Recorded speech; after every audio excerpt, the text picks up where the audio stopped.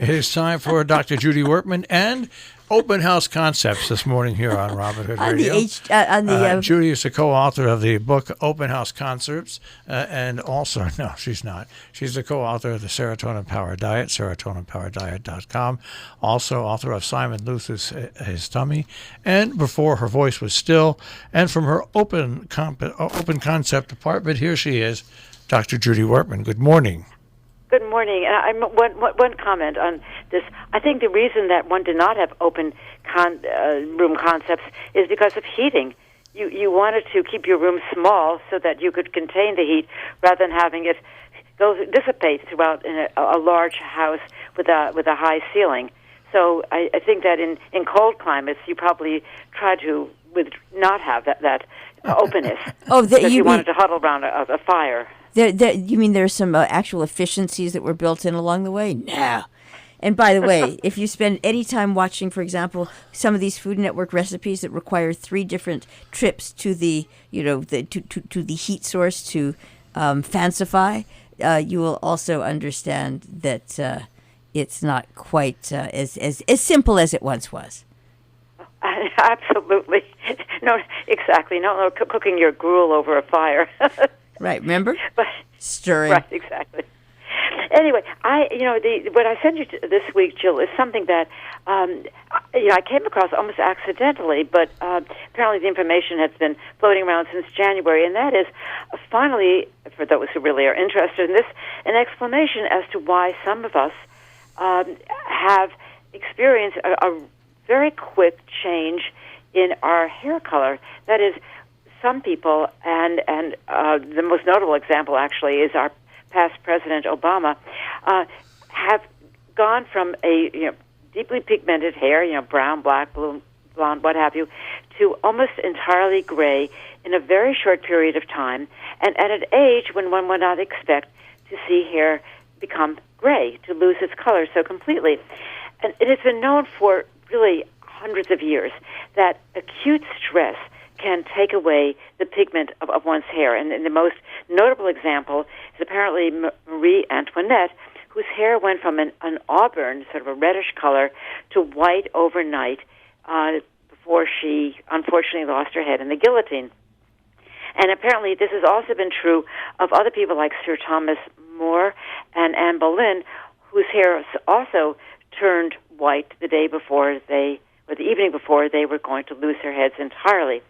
But and so people knew that there was clearly a relationship between stress and becoming gray, and and many people probably in their own families can point to some relative who, because of really an almost unbearable stress, lost pigment in the hair and turned white overnight. And actually, it's called Marie Antoinette syndrome. But people never understood really why. I mean, what is there about stress that would take away your hair color? And the reason apparently was discovered by a group of Harvard researchers, and published this past January. And what they found was that there really is a very direct relationship between a particular brain chemical called norepinephrine, or we know it better really as adrenaline, that's made both by the adrenal glands and also by the nervous system in your body called the sympathetic nervous system.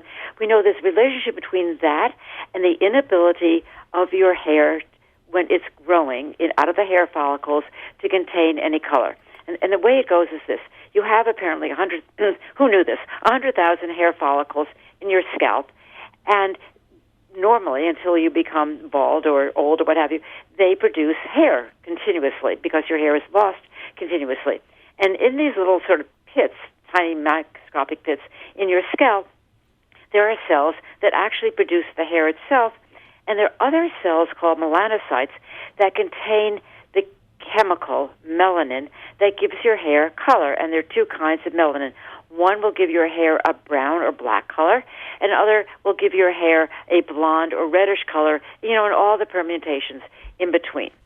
Well, apparently what happens when you are stressed, either acutely, like you're going to lose your head the next day, or chronically, like we are all being stressed right now, what happens is that certain cells in this hair follicle that are called melanocytes, again, they stop being produced. There are other cells that produce these melanocytes that contain the melanin, and when you are stressed, then this particular nervous system drops into these little hair follicles an adrenaline-like substance that totally shuts off the production of these melanocytes.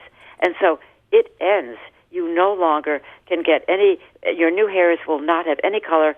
They will be gray, or ultimately they will be white.